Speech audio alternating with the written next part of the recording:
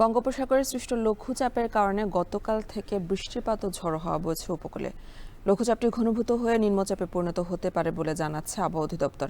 এতে স্বাভাবিক জোয়ারের চেয়ে নদ নদীর পানি বৃদ্ধি পাওয়ার সম্ভাবনা রয়েছে, যার প্রভাবে এখনও আতঙ্কে আছেন ভাঙন কবলিত এলাকার মানুষ। অন্যদিকে লঘুচাপের প্রভাবে পায়রা সহ সকল সমুদ্র বন্দরে জারি রয়েছে ৩ নম্বর সতর্ক সংকেত।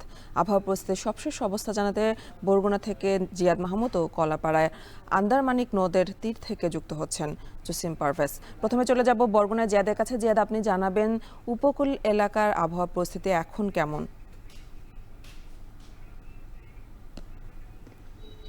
আপনি দেখতেই পাচ্ছেন যে বৃষ্টি হচ্ছে এবং গতকাল থেকে অতি ভারী বৃষ্টিপাত হয়েছে বরগুনাতে। এবং আবহাওয়া অধিদপ্তর যেটি জানিয়েছিল যে উত্তর পশ্চিম এবং তৎসংলগ্ন এলাকায় সৃষ্ট যে লঘুচাপটি সেটি গতকালই সুস্পষ্ট লঘুচাপে পরিণত হয়েছে এবং এর প্রভাবে কিন্তু বৃষ্টিপাত অব্যাহত থাকবে বলে আবহাওয়া অধিদপ্তর জানিয়েছেন। একই সাথে দেশের সবকটি সমুদ্র বন্দরকে 3 নম্বর সতর্কতা সংকেত দেখাতে বলা হয়েছিল এবং সেই সাথে বলা হয়েছিল যে উপকূলীয় এলাকা জুড়ে কিংবা বন্দর সমূহের উপর থেকে ঝোড়ো হাওয়া এবং সেই সাথে বৃষ্টিপাত অব্যাহত থাকবে। এবং আমরা দেখেছি যে গতকাল থেকেই বরগুনাতে বৃষ্টিপাত শুরু হয়েছে এবং সেটি এই এখানকার যে বৃষ্টিপাতের ধরন দেখে বোঝা যায় যে 180 মিলিমিটার থেকে 240 মিলিমিটার পর্যন্ত বৃষ্টিপাত হওয়ার সম্ভাবনা রয়েছে। আর একটি বিষয় যে এই যে লঘুচাপ, সুস্পষ্ট লঘুচাপ এর পরবর্তীতে 48 ঘন্টার মধ্যে নিম্নচাপে এটি আরো ঘনীভূত হয়ে রূপ নিতে পারে। তবে ঘূর্ণিঝড় সৃষ্টির যে সংখ্যা সেটি কিন্তু থাকছে না বলে আবহাওয়া বিশেষজ্ঞরা জানিয়েছেন। আরেকটি বিষয় যে একই সাথে নিম্নচাপ সৃষ্টি হলে সেই প্রভাবে কিন্তু পানির উচ্চতা, নদ নদীর জোয়ারের পানির উচ্চতা বৃদ্ধি পেতে পারে এবং সেটি 2 থেকে 3 ফিট পর্যন্ত বৃদ্ধি পেতে পারে। এর ফলে যে নিম্নাঞ্চলগুলো রয়েছে বরগুনা কিংবা পাশের জেলা পিরোজপুরের নিম্নাঞ্চলগুলো রয়েছে, অরক্ষিত বেড়িবাঁধ রয়েছে যেখানে, সেই স্থানগুলো কিন্তু ক্ষতির সম্মুখীন হতে পারে। বিশেষ করে নিম্নাঞ্চলে পানি প্রবেশ করে বসতবাড়ি কিংবা যে ফসলি মাঠ সেগুলো তলিয়ে যেতে পারে এবং ভাঙন সৃষ্টি হতে পারে। আপনাকে জানিয়ে রাখি বরগুনা জেলায় 805 কিলোমিটার বেড়িবাঁধ রয়েছে, যার মধ্যে প্রায় 10 থেকে 15টি পয়েন্ট অতি ঝুঁকিপূর্ণ অবস্থায় থাকে বর্ষা এলেই। এবং এই ধরনের নিম্নচাপ সৃষ্টি হলে সেই সব স্থান সমূহে ঝুঁকির পরিমাণ আরো বেড়ে যায়। এর ফলে প্রতি মে মাস জুড়েই কিন্তু প্রতি বছর আমরা দেখেছি যে মে মাস আসলেই কিন্তু উপকূলের ভাঙন তীরের যে মানুষ রয়েছেন তারা কিন্তু আতঙ্কে থাকেন, উৎকণ্ঠায় থাকেন। কেননা বিগত দিনের পরিসংখ্যান আপনাকে জানিয়ে রাখি যে বিগত 8টি যে ঘূর্ণিঝড় সৃষ্টি হয়েছিল মে মাসে, 8টি যে ঘূর্ণিঝড় সৃষ্টি হয়েছিল তার মধ্যে মে মাসেই সৃষ্টি হয়েছিল 5টি। এবং এবছরও কিন্তু সেই একই সময়ে নিম্নচাপ সৃষ্টির যে সংখ্যা সেটি কিন্তু উপকূলের মানুষকে ভাবিয়ে তুলছে। তো এখন পর্যন্ত বৃষ্টিপাত অব্যাহত রয়েছে এবং বেলা বাড়ার সাথে সাথে এটি আরো বাড়তে পারে বলে আবহাওয়া অধিদপ্তর জানিয়েছে। তো এই ছিল বরগুনা থেকে আবহাওয়া পরিস্থিতির সবশেষ তথ্য। এবার চলে যাব জসিম, যিনি আছেন কলাপাড়ায়। জসিম, আপনি জানাবেন পায়রা বন্দরের কার্যক্রমে কি কোনো প্রভাব পড়েছে কিনা এই সতর্ক সংকেতের কারণে?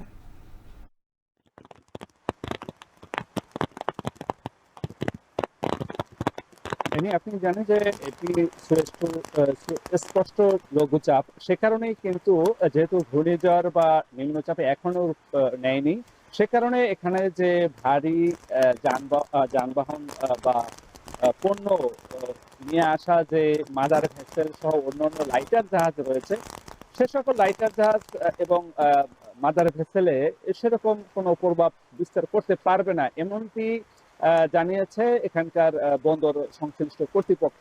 তবে যদি ঘূর্ণিঝড় বা অন্যান্য দুর্যোগ যদি এগিয়ে আসে, তাহলে এখানকার যে মাদার ভেসেল যোগে যে সকল কয়লাবাহী মাদার ভেসেল রয়েছে সেগুলো আউটার অ্যাঙ্করে চলে যাবে, গভীর সমুদ্রে চলে যাবে, এমনটি নিশ্চিত করেছে। এছাড়া আবহাওয়া অধিদপ্তর আমাদেরকে নিশ্চিত করেছে যে পটুয়াখালী জেলার কলাপাড়া মানে খেপুপাড়ায় প্রায় গত 24 ঘন্টায় 53 মিলিমিটার বৃষ্টিপাত রেকর্ড করা হয়েছে। এছাড়া এই উপকূলের এই অঞ্চলে এখন কিন্তু ভারী বৃষ্টিপাত হচ্ছে, একই সঙ্গে ঝড়ো হাওয়া বয়ে যাচ্ছে। তো আপনাকে আরো জানিয়ে রাখি, এখন নদ নদীতে ভাটা চলছে, কিন্তু পানির উচ্চতা তেমন একটি বাড়েনি। যদি পূবালি বাতাস যদি অব্যাহত থাকে তাহলে এখানকার জোয়ারের পানি আরো বাড়বে এবং নিম্ন অঞ্চল প্লাবিত হওয়ার শঙ্কা দেখা দিয়েছে। আপনাকে আরো জানিয়ে রাখি, পটুয়াখালী জেলার মির্জাগঞ্জ এবং বাউফল কলাপাড়া উপজেলার কয়েকটি ইউনিয়নে ঝুঁকিপূর্ণ বেড়িবাঁধ রয়েছে। সেই বেড়িবাঁধ অঞ্চলে পানি উন্নয়ন বোর্ড তারা কঠোর নজরদারি রাখছে। ঝুঁকিপূর্ণ যে সকল বাঁধ সেখানে তারা জরুরি ভিত্তিতে কাজ করার প্রস্তুতি নিয়ে রেখেছেন।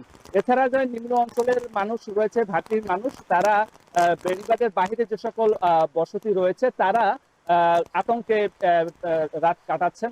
যদি জলোচ্ছ্বাস বা অস্বাভাবিক জোয়ার হয় তাহলে তাদের বাড়িঘর নিমজ্জিত হওয়ার শঙ্কার কথা তারা বলেছেন।